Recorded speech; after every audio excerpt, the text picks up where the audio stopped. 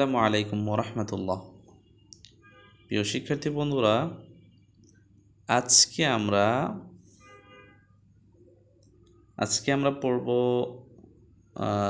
একটু ভিন্ন, একটু আলাদা একটা পড়া, যেটা আমরা আগে পড়েছিলাম মাদ্দে বদল।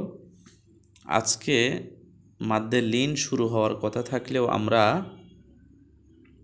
মাদ্দে লিন শুরু করার আগে যে জিনিসটা আমাদের বুঝতে হবে সেটা হবে, মাদ্দে লিনের মধ্যে বলা হয়েছে লিনের হরফের বামের হরফে ওয়াকফ করলে একালিফ টেনে পড়াকে মাদ্দে লিন বলে। এখন এ পর্যন্ত আমরা এই যে 33 নম্বর পেজ পর্যন্ত আমরা যে পড়েছি, এর মধ্যে আমরা কোথাও ওয়াকফ নিয়ে কোথাও আলোচনা করিনি এবং পড়িনি। তো ওয়াকফ কি এটা আমাদের জানতে হবে, এবং ওয়াকফর সময় কি কি কাজ করতে হবে ওইগুলি আমাদের জানা থাকলে সামনের যে পড়াগুলি আসবে সেই পড়াগুলি একদম এখান থেকে এই দিকে যত পড়া আছে সবগুলি আমাদের জন্য সহজ হবে।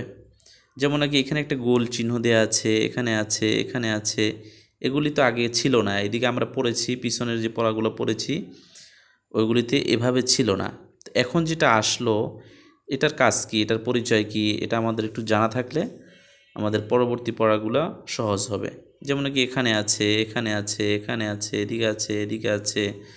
তো এটা একটু আমরা জেনে আসি। তো আজকে আমরা পড়ব ওয়াকফ। এটা জানা থাকলে আমাদের সামনে পড়াগুলি সহজ হবে ইনশাআল্লাহ। তাহলে ওয়াকফ নিয়ে আজকে আমরা আলোচনা করব। ওয়াকফ অর্থ বিরতি দেয়া, ওয়াকফ অর্থ বিরতি দেয়া, থেমে যাওয়া, শ্বাস বন্ধ করা ইত্যাদি। ওয়াকফ অর্থ হচ্ছে কোথাও থামা, অথবা বিরতি দেয়া, অথবা শ্বাস বন্ধ করা। তুমি পড়তে পড়তে একটা জায়গায় যখন থেমে যাবে ওটা হলো ওয়াকফ, ওখানে ওয়াকফ করতে হবে। আর ওয়াকফ করার কিছু নিয়ম আছে। যদি আমরা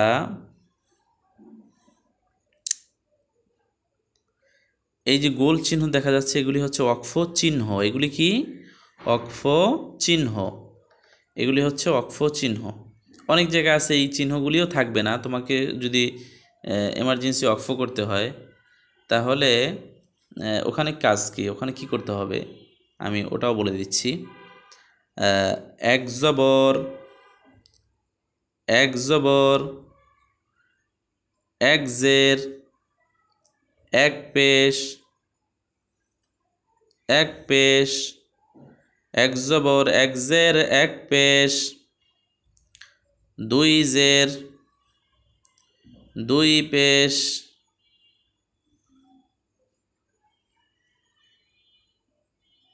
দুই জের, দুই পেশ,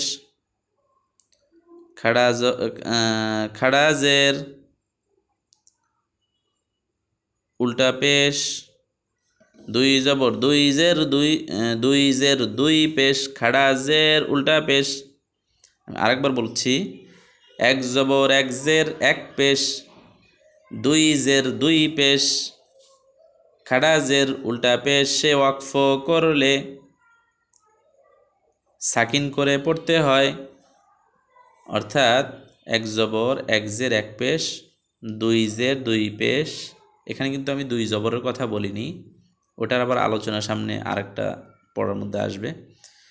তাহলে খাড়া জের, উল্টা পেশ, এখানে খাড়া জবরের কথা আসে নাই, ওটা সামনে আসবে। তাহলে এইগুলি আসলে কি করতে হবে আমাদের? এইগুলি আসলে আমাদেরকে সাকিন করে পড়তে হবে। মনে মনে এখানে একটা সাকিন ধরে নিতে হবে। সাকিন অর্থ হলো জজম। জজমের আরেকটা নাম হচ্ছে সাকিন। জজমের আরেকটা নাম সাকিন। তাহলে এবার আমরা আসি সামনে বানান করার সময় আমরা এটা বুঝতে পারবো। আরেকটা বিষয় সামনে আমরা বলবো। তাহলে আজকে আমরা যেই বিষয়টি জানলাম ওয়াকফ ওয়াকফ হচ্ছে থামা, ওয়াকফ হচ্ছে থামা, বিরতি বিরতি দেয়া, শ্বাস বন্ধ করা।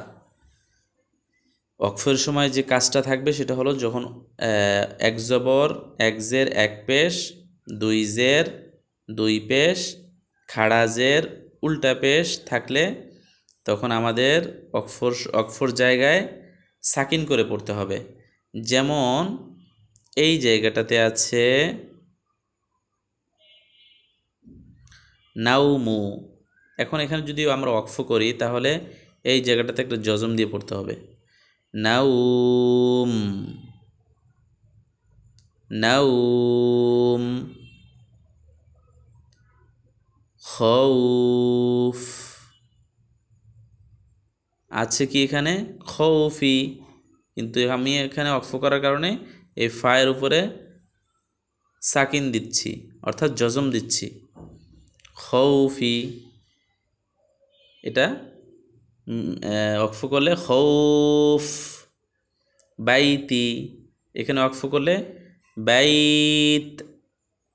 সয়ফি আছে, ওয়াকফ করলে কি হবে, সয়ফ। কুরাইশি এখানে আছে, ওয়াকফ করলে কি হবে, কুরাইশ। অর্থাৎ ওয়াকফর জায়গায় এক জবর এক জের এক পেশ, দুই জের দুই পেশ, খাড়া জের উল্টা পেশ, এগুলি থাকলে সাকিন করে পড়তে হয়। তো ইনশাল্লাহ আমরা মাঝখানে এই বিষয়টা নিয়ে আলোচনা করলাম যাতে আমাদের সামনের পড়াগুলি ওয়াকফের বিষয়গুলি বুঝতে সহজ হয়। আজকে এ পর্যন্ত, ইনশাল্লাহ দেখা হবে আগামী ক্লাসে।